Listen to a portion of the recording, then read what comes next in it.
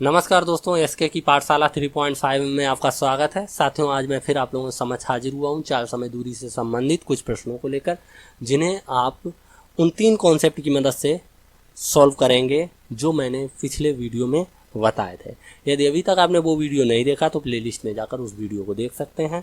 साथियों, यहाँ आपको जो 3 कॉन्सेप्ट के बारे में बता रहा हूँ, पहले मैं उनको थोड़ा बता देता हूं ताकि प्रश्नों को सॉल्व करते समय आप लोगों को दिक्कत ना हो। पहला कॉन्सेप्ट जो था उसमें डिस्टेंस कांस्टेंट थी, डिस्टेंस कैसी थी, कांस्टेंट थी। और सेकंड जो था उसमें टाइम कांस्टेंट था। और थर्ड जो था जिसमें स्पीड कांस्टेंट थी। ठीक है, तो साथियों एक बात ध्यान रखना है, जब डिस्टेंस कांस्टेंट होती तो जो रिलेशन निकलता है वो स्पीड और टाइम के बीच निकलता है। जब टाइम कांस्टेंट होता है तो रिलेशन जो निकलेगा स्पीड और डिस्टेंस के बीच निकलेगा। जब स्पीड कांस्टेंट होती तो रिलेशन जो निकलेगा वो जो है डिस्टेंस और टाइम के बीच निकलेगा, या टाइम और डिस्टेंस के बीच में, कुछ भी लिख सकते हैं, डिस्टेंस और टाइम के बीच निकलेगा। तो इनके बीच क्या रिलेशन होता है पहले फटाफट देख लेते हैं। देखिए, यहाँ स्पीड का जो अनुपात होगा अगर उसको पलट दिया जाए तो आपको टाइम का अनुपात मिल जाएगा। जैसे एग्जांपल में समझिएगा, जैसे मान लो स्पीड का अनुपात दिया जाए आपको S1 अनुपात S2 बराबर 3:4 दे दिया जाए, तो जैसे ही आप इसे पलटेंगे 4:3 लिखेंगे तो आपको ये मिल जाएगा T1 अनुपात T2। और यदि ये दे दिया जाए, इसको पलटेंगे तो आपको समय का स्पीड का अनुपात मिल जाएगा। ठीक है साथियों, अब अगली जब टी कांस्टेंट होता है तब क्या रहता है मैटर। देखिए, तब कॉन्सेप्ट ये बनेगा जाके, स्पीड, ऐसी स्थिति में स्पीड का जो अनुपात होता है वो डिस्टेंस के अनुपात के डायरेक्ट बराबर होता है ना, यानी कि डिस्टेंस के अनुपात के डायरेक्ट प्रोपोर्शनल होता है। ठीक है, तो यहाँ पर ऐसे समझ सकते हैं, मान लो S1 अनुपात S2 दे दिया जाए, वही 3:4। ठीक है, तो अगर कोई डिस्टेंस का अनुपात आपसे पूछ दे तो आप डायरेक्ट लिख सकते हो 3:4। यहाँ नहीं पलटना होगा, यहाँ सीधा सीधा होता है। ठीक है, जैसे कि यहाँ पर पलटना पड़ रहा था, यानी कि 4 आगे 3 पीछे करना पड़ रहा था, यहाँ देखो ज्यों का त्यों उतार लिया गया, वही स्पीड का अनुपात होगा, वही डिस्टेंस का अनुपात होगा। ऐसे आप समझिए। ठीक है, इसीलिए बोला जाता है कि स्पीड का जो अनुपात होता है वो डायरेक्ट डिस्टेंस के अनुपात के प्रोपोर्शनल होता है। ठीक है, अच्छा, यहाँ पर क्या रहता है, यहाँ पर भी सेम रूल होता है इस तरीके का। यहाँ पर जो डिस्टेंस का अनुपात होगा वो डायरेक्ट प्रोपोर्शनल होगा इस टाइम के अनुपात के। ठीक है, T1/T2, यानी आप कह सकते हैं यदि आपको दूरी जो है, दूरी का अनुपात दे दिया जाए 4:5, तो आपसे अगर टाइम का अनुपात पूछ दिया जाए T1/T2, तो आप क्या बताएंगे, तो आप बता सकते हैं 4:5 ही होगा, इस तरीके से। ठीक है, तो अब चलते हैं इन्हीं 3 कॉन्सेप्ट की मदद से इन प्रश्नों को सोल्व करते हैं। तो आपने क्या सीखा, आपको सिर्फ और सिर्फ ये कॉन्सेप्ट अच्छे से ध्यान रखना है, बाद बाकी तो आप समझ सकते हो, सीधा सीधा है। देखिए, डिस्टेंस कांस्टेंट होने पर स्पीड का जो रेशियो है अगर उसको पलट देंगे तो टाइम का रेशियो मिल जाएगा। यदि टाइम का रेशियो दिया है उसको पलट देंगे तो स्पीड का रेशियो मिल जाएगा। बाद बाकी टाइम कांस्टेंट हो या फिर स्पीड कांस्टेंट हो, तो इसमें क्या है, जो चीज़ कांस्टेंट होती है उसको तो छोड़ देते, बाद बाकी जो 2 राशियां बचेंगी वो डायरेक्ट उन दोनों राशियों का जो रेशियो होता है वो डायरेक्ट एक दूसरे के प्रोपोर्शनल होता है। ठीक है, अब इसे साफ करते हैं और चलते हैं प्रश्न की ओर। तो पहला प्रश्न है जिसमें कहा गया है, एक पुरुष 5 किलोमीटर प्रति घंटे की चाल से चलता है और 10 किलोमीटर प्रति घंटे की चाल से दौड़ता है। उस पुरुष को 28 किलोमीटर की दूरी तय करने में कितना समय लगेगा यदि वह अपनी यात्रा का आधा टहलता तथा शेष दौड़ता है। देखिए, यहाँ पर दूरी जो है 2 जगह समान दी गई, जैसे कुल दूरी कितनी है, 28 है, 28 किलोमीटर है ना, ऐसा मान लेंगे। तो आधी दूरी इधर 14 और इधर भी 14, तो यहाँ पर डिस्टेंस जो है क्या है, दोनों जगह समान है। जब डिस्टेंस समान है तो हम क्या करेंगे, स्पीड का अनुपात पहले निकाल लेते हैं। तो 5:10, पहले 5:10 लिख सकते हैं, क्योंकि प्रारंभ में जो है स्पीड 5 है और बाद में कितनी है, 10, यानी कि टहलता 5 की स्पीड से है और दौड़ता 10 की स्पीड से है। भाई साहब क्या है, इसको अगर हम पलट दें 10:5 लिख दें तो ये क्या मिल जाएगा, हमें टाइम का रेशियो मिल जाएगा। ऐसे ही तो बताया जब डिस्टेंस समान होती है ना। जब ये टाइम का रेशियो हमको पता मतलब मिल गया तो हम क्या करते हैं, इसको सोल्व कर लेते हैं, थोड़ा काट लेते हैं, है ना। 5 दूनी 10 यानी कि 2:1, थोड़ा हल्का कर लिया मैंने। तो अब आप देखेंगे यहाँ पर जो है हमारे पास टाइम जो है 2:1 निकल रहा है। देखिए कुल जो दूरी है वो कितनी है, 28 है। मगर मैं मेरे हिसाब से देखता हूँ पहली स्थिति में जो स्पीड कितनी है, वो डिस्टेंस कितनी है, वो S1T1। देखिए डिस्टेंस बराबर क्या होता है, स्पीड इनटू टाइम। तो ये D1 जो है S1T1 होगी और ये इनका मल्टीप्लाई करोगे तो आपको मिल जाएगा D2। क्या मिल जाएगा, D2। तो भाई साहब देख लेते हैं क्या क्या मिल रहा है, यानी कि यहाँ 2×5 = 10, ये पहली दूरी मिल गई 10। और आगे बढ़ते हैं, फिर क्या यहाँ पर देखिएगा ये कितना मिल रहा है, तो 10×1 = 10, ये दूसरी दूरी मिल गई है। टोटल दूरी यहाँ से यहाँ तक जोड़ दिया तो मेरे हिसाब से 20 हुआ, मगर इनके हिसाब से ये कितनी है, 28। तो हम कह सकते हैं भाई साहब 20 जो है 28 को रिप्रेजेंट कर रहा है, तो एक कितने को रिप्रेजेंट करेगा, आप कहेंगे 28/20 को। ठीक है, 28/20 को रिप्रेजेंट करेगा। अब भाई साहब चाहिए क्या, ये कुल समय चाहिए, कुल समय यहाँ से यहाँ तक जाने में कितना लग रहा है, तो आप कहेंगे T1 + T2। T1 की वैल्यू 2 है, T2 की वैल्यू 1 है, तो कुल समय लग रहा है 3। अब 1 को बोला गया 28/20, तो 3 को क्या बोला जा सकता है, आप कहेंगे 3 × 28/20 हम बोल सकते हैं। तो फिर क्या है, इसको सोल्व कर लो। 4 × 7 = 28, 4 × 5 = 20। देखिए 7 × 21 और बटे 5, तो 5 × 4 = 20, दशमलव लगाओ, 1 बचा 10 हो जाएगा, 5 दूनी 10 घंटे। कहीं पर ऑप्शन में 4.2 घंटे दिख जाए वही आंसर होगा, तो इसका आंसर जो है फर्स्ट पार्ट होगा। अब देखते हैं अगला सवाल। अगले प्रश्न में कहा गया, एक आदमी एक समान चाल से 100 किलोमीटर जाता है तथा 75 किलोमीटर वापस लौटता है। यदि 75 किलोमीटर लौटने में उसे 6 घंटे लगते हैं तो पूरी यात्रा के दौरान उसे कितना समय लगेगा।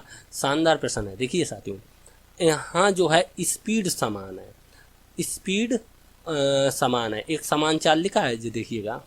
तो स्पीड जब कांस्टेंट हो तो पहले तो हमें जो जिसका भी रेशियो मिले उसे लिख लेते हैं। तो यहाँ पर मुझे लग रहा है डिस्टेंस का रेशियो मिल रहा है ना।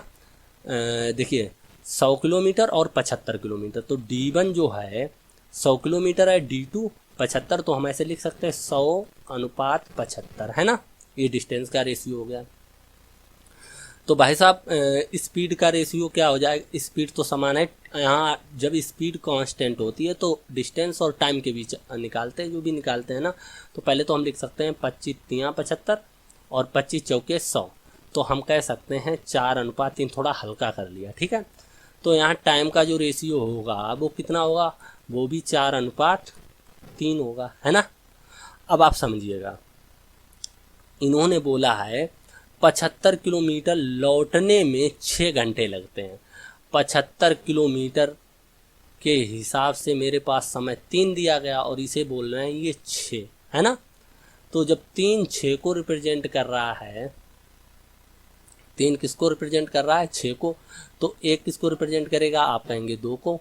तो फिर भाई साहब ये बोल रहे 100 किलोमीटर पूरी यात्रा के दौरान उसे कितना समय लग रहा है, पूरी यात्रा के दौरान उसे समय कितना लग रहा है, 4 × 3 = 7। 1 यूनिट 2 को रिप्रेजेंट कर रहा है, तो 7 किसको रिप्रेजेंट करेगा, तो आप कहेंगे 2 × 7, 7 दूनी 14 घंटे को। ठीक है, कितने घंटे को, 14 घंटे को, तो ये सही होगा। अब चल रहे हैं अगले प्रश्न की ओर। अगला प्रश्न क्या, उसे भी देख लेते हैं। तो अगले प्रश्न में बोला गया, पेन चेंज कर लेता हूँ, थोड़ा अच्छा नहीं लगता उससे लिखने में। एक व्यक्ति एक निश्चित दूरी 42 किलोमीटर/आवर की चाल से 10 घंटे में तय करता है। निश्चित दूरी है ना, उसी दूरी को 7 घंटे में तय करने के लिए उसे कितनी चाल से जाना होगा। समझिएगा, यहाँ पर डिस्टेंस जो है कांस्टेंट है। क्या है, डिस्टेंस कांस्टेंट है। तो सबसे पहले हम स्पीड, अगर स्पीड का रेशियो पता चल जाए, नहीं पता चल रहा है ना, तो भाई साहब यहाँ मुझे लग रहा है स्पीड का रेशियो तो पता नहीं चल रहा है, लेकिन हमें कहीं ना कहीं समय का रेशियो मालूम पड़ रहा है। समय T1 / T2 बराबर क्या है, देखिए 10 अनुपात 7। तो भाई साहब इसे पलटने पर जो हमें मिलेगा वो क्या होगा, स्पीड का रेशियो। स्पीड का रेशियो होगा, ऐसे ही तो मैंने बताया था, जब डिस्टेंस कांस्टेंट होती है तो जो स्पीड का रेशियो है उसको पलटेंगे तो टाइम का रेशियो मिल जाएगा, टाइम का रेशियो मिले उसे पलट देंगे तो स्पीड का रेशियो मिल जाएगा। ठीक है, तो आप समझिएगा, जब 10 घंटे लगते थे जब उसकी स्पीड 42 किलोमीटर पर आवर थी, है ना। तो भाई साहब यहाँ तो 10 घंटे के हिसाब से 42 किलोमीटर दी गई, लेकिन यहाँ मेरे पास 7 किलोमीटर है, तो हम कह सकते हैं 7 किलोमीटर पर आवर है ना स्पीड, यही तो होगी S1। देखिए T1 10 है तो S1 कितना 7 स्पीड, और जबकि यहाँ 7 जो है 42 के बराबर, यानी कि 7 जो है 42 को रिप्रेजेंट कर रहा है, तो एक कितने को, तो आप कहेंगे 7 छंगा 42 यानी कि 6 को रिप्रेजेंट करेगा। एक किसको रिप्रेजेंट करेगा, 6 को। तो भाई साहब अब 10 किसको रिप्रेजेंट करेंगे, तो आप कहेंगे 10 गुणे 6, 10 छंगा 60 को। तो भाई साहब यहाँ जो आंसर होगा 60 किलोमीटर पर आवर होगा। कितना होगा, 60 किलोमीटर पर आवर। ये सही है, यही तो पूछा गया है कि 7 घंटे में वह दूरी तय करने के लिए चाल कितनी करनी होगी, यानी किस चाल से जाना होगा। तो भाई साहब 60 किलोमीटर पर आवर की चाल से जाना होगा। अब चलते हैं अगले प्रश्न की ओर। अगला प्रश्न क्या है उसे भी देख लेते हैं। अगले प्रश्न में कहा गया है, एक व्यक्ति एक निश्चित दूरी को 5 किलोमीटर पर आवर की चाल से 3 घंटे 36 सेकेंड में तय करता है। यदि वह इसी दूरी को 24 किलोमीटर पर आवर की चाल से चले तो उसे कितना समय लगेगा। अच्छा प्रश्न है। देखिएगा, यहाँ भी डिस्टेंस कांस्टेंट है। जब डिस्टेंस कांस्टेंट है तो सबसे पहले स्पीड या टाइम का रेशियो पता होना चाहिए आपको, और होगा भी, आप देखिएगा गौर से। तो यहाँ पहले स्पीड S1 और ये S2 है ना, तो हम लिख देंगे 5:24 है ना। तो पहले जो समय है वो इतना, बहरहाल यहाँ इसको जैसे ही हम पलटेंगे 24:5 लिखेंगे तो ये T1:T2 मिल गया है ना, इसको पलटने पर जब डिस्टेंस कांस्टेंट है।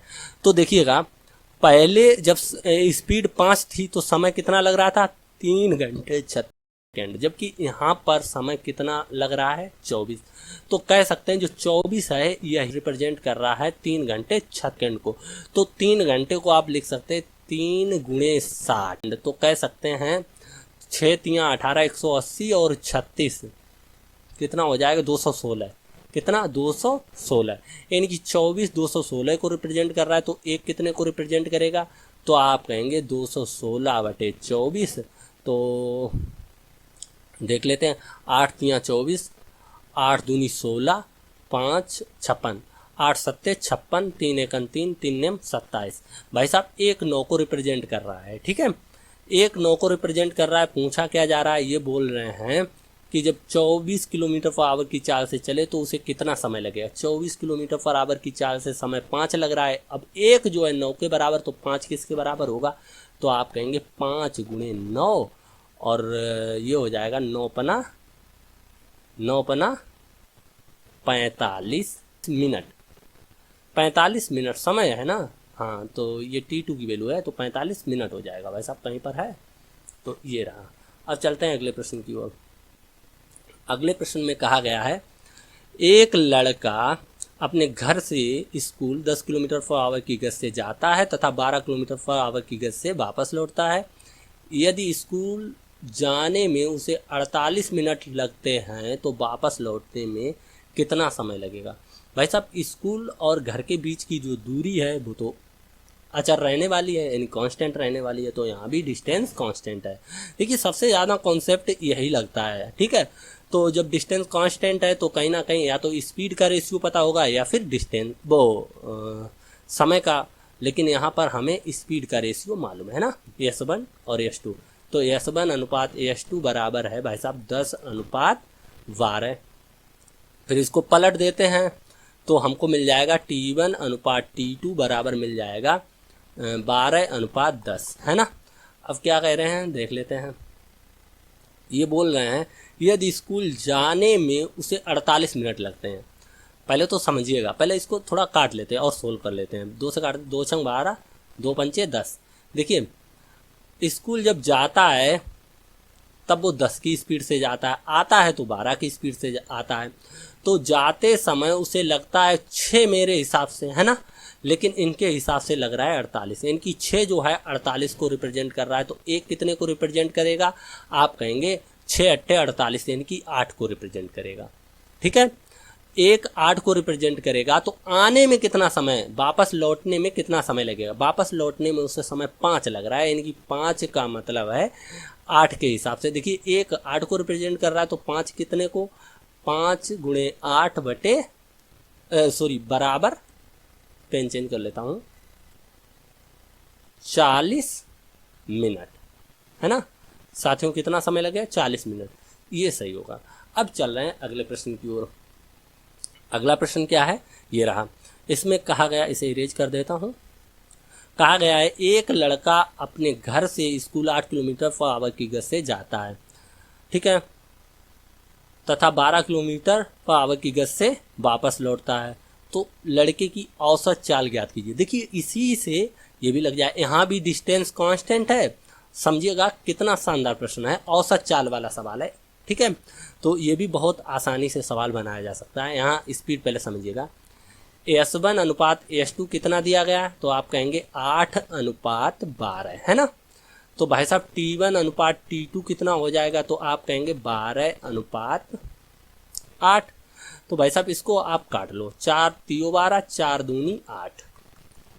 अब देखिए होता क्या है, औसत चाल जो होती है, एवरेज स्पीड जो होती है, औसत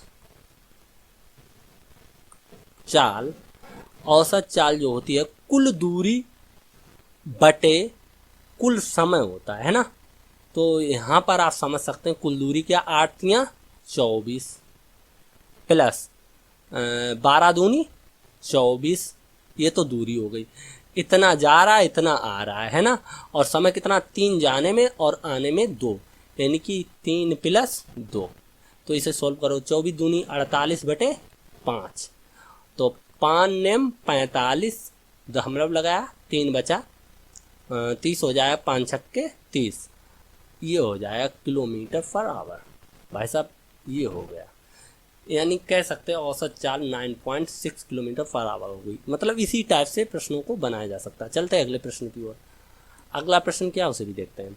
मोहित अपने घर से बाजार 5 किलोमीटर पर आवर की चाल से जाता है तथा बाजार से घर 3 किलोमीटर पर आवर की गति से वापस आता है। मोहित की औसत चाल ज्ञात करो। यहाँ भी देखिए घर से बाजार की दूरी जो है अचर रहने वाली है, यहाँ डी कांस्टेंट है। तो करना क्या है, पहले S1 अनुपात S2 देख लेते हैं कितना दिया गया, 5:3। जैसे ही इसको पलट के लिखेंगे वैसे ही आपको मिल जाएगा टाइम का रेशियो, T1 अनुपात T2। ठीक है, अब औसत चाल क्या होती है, एवरेज स्पीड जो होती है, औसत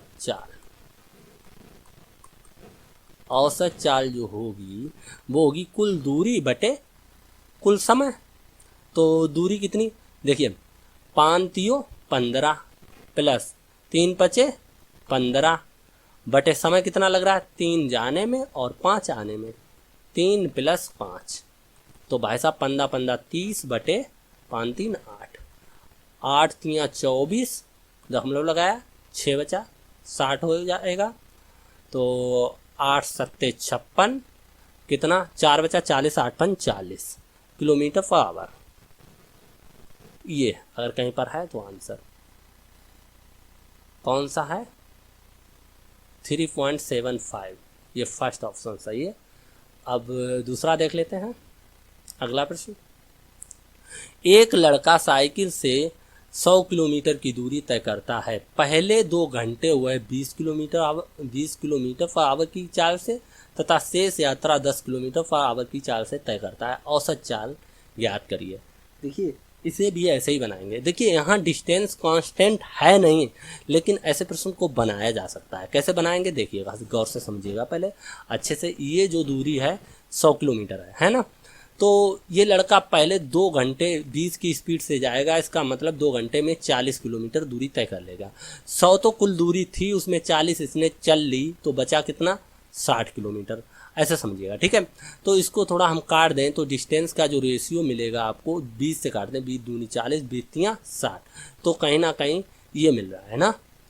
तो अब हम क्या करेंगे, यहाँ पर हमें स्पीड पता है, क्या पता है, स्पीड 20 और 10 ये मालूम है। ये जो स्पीड S1 से, S1 जो 40 किलोमीटर है वो 20 की स्पीड से उसने तय की, और जो स्पीड S2 है शेष दूरी वो 10 की स्पीड से तय कर रहा है, यही तो पता है। और ये भी आप जानते हैं, जैसे ही हम इसको पलटेंगे, मान लेते हैं कि थोड़ी देर के लिए ये बराबर, तभी तो ये संभव हो पाएगा।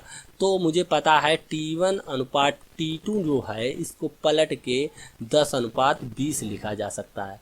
इसको काटेंगे 10 एकन 10, 10 दूनी 20, तो 1 अनुपात 2 निकलेगा। लेकिन ये अभी तक बैलेंस नहीं है, ये अभी ठीक नहीं है। ये ठीक तब होता है जब डिस्टेंस कांस्टेंट होती है तब, और ऐसा है नहीं। तो आप क्या करना होता है ऐसे प्रश्न में, इस 2 का जो है मल्टीप्लाई इस 1 में कर दो और इस 3 का मल्टीप्लाई इसमें कर दो, बस नया टाइम का रेशियो आपको पता चल जाएगा। 2 अनुपात 3 दूनी 6, ये जो नया रेशियो प्राप्त हुआ ये बिल्कुल इस दूरी के लिए फिट बैठता है। ठीक है, तो अब आप समझिएगा, अब यहाँ पर समझिएगा, इसको भी थोड़ा अगर सोल्व कर लिया जाए, 2 एकन 2 और 2 तिहाई 6, तो ये हो जाएगा। ठीक है, अब क्या करना है, स्पीड अगर निकालना चाहो या नहीं भी सोल्व करो तो भी कोई दिक्कत नहीं, देखिएगा, चाहे कर लो या फिर ना करो तो भी कोई दिक्कत नहीं। औसत चाल क्या होगी, औसत चाल, अब समझिएगा, औसत चाल तो क्या पढ़ा होता है आपने, कुल दूरी बटे कुल समय। तो भाई साहब दूरी बराबर होता है स्पीड इंटू टाइम। तो स्पीड कितनी है 20, टाइम कितना 2, तो 20 दूनी 40 प्लस स्पीड 10, टाइम 6, 60 है ना, 10 छंगा 60 बटे टाइम कितना लग रहा है कुल 2 + 6, 2 + 6, तो क्या हो जाएगा भाई साहब, हो जाएगा 100/8। इसको थोड़ा सोल्व करेंगे 100/8 को, तो भाई साहब 4 से काटो, 4 दूनी 8 और 4 25 संयम 100, यानी कह सकते 25/2। अब इसको काटेंगे 25/2 मतलब 12.5, यानी कह सकते 12.5 किलोमीटर/आवर। ये कहीं पर है, हाँ फर्स्ट ऑप्शन सही है। तो ऐसे प्रश्न को आप ऐसे बना सकते हैं। तो दोस्तों, यदि आप पहली बार हमारे चैनल पर आए हैं तो प्लीज़ हमारे चैनल को सब्सक्राइब करें तथा पास में बनी बेल आइकन को भी प्रेस कर दें, ताकि इधर से वीडियो डाला जाए और आपको उसका नोटिफिकेशन तुरंत प्राप्त हो जाए।